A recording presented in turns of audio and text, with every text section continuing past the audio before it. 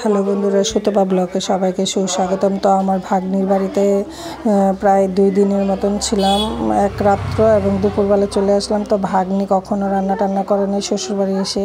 তো আস্তে আস্তে বয়স হলে, ছেলে মেয়ে হলে যা হয় আর কি, তো আস্তে আস্তে রান্না শিখতে শিখতে খুব ভালোই রান্না করতে পারে আমার ভাগ্নি। তো আবার ছোটোখাটো কৃষিকাজও করে। খুব সুন্দর একটা অ্যালোভেরা, এত ছোটো টপের মধ্যে একটা অ্যালোভেরা গাছটা, এত হেলদি একটা অ্যালোভেরা গাছ হয়েছে মানে বলার বাইরে। তারপরে এটা লজ্জাপতি গাছও গাছটা লাগাইছে, আর এখানে তুলসী গাছ লাগাইছে। তো আমার ভাগ্নি মোটামুটি আস্তে আস্তে অনেক কিছুই শিখে ফেলেছে, মানে সংসারিক হয়েছে। তো মানুষ করতে করতেই শিখে আর কি। বাপের বাড়ি এবং জামাইয়ের বাড়ি এসেও কোনো কাজ করে না। তো আমার ভাগ্নি রাতে পাবদা মাছ চচ্চড়ি রান্না করছে, আর এটা আই মাছের ঝোল রান্না করছে মাসে বড়ি, সিম, বেগুন টেগুন দিয়ে।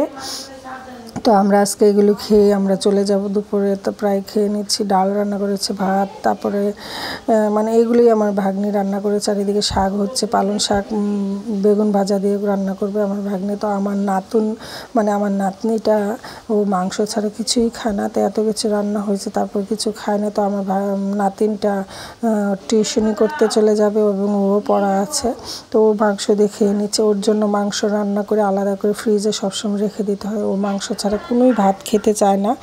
তো মানে ঘুরছি, ভালোই লাগছে। তো গড়িয়াতে আমি আসছি, আমার ভাগ্নির বাড়ি হলো গড়িয়া। তো আমি কলকাতা থেকে গড়িয়া আসতে প্রায় 1-1.5 ঘন্টা লাগে।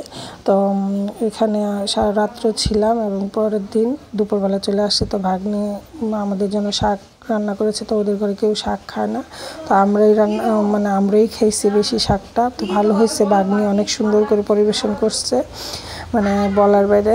ভাগ্নি তখন স্নানও করে নাই, আমরাও খেয়ে টেয়ে চলে যাব। তো ভাগ্নির মেয়েও চলে যাবে টিউশনি করাতে এবং সে পড়াতে।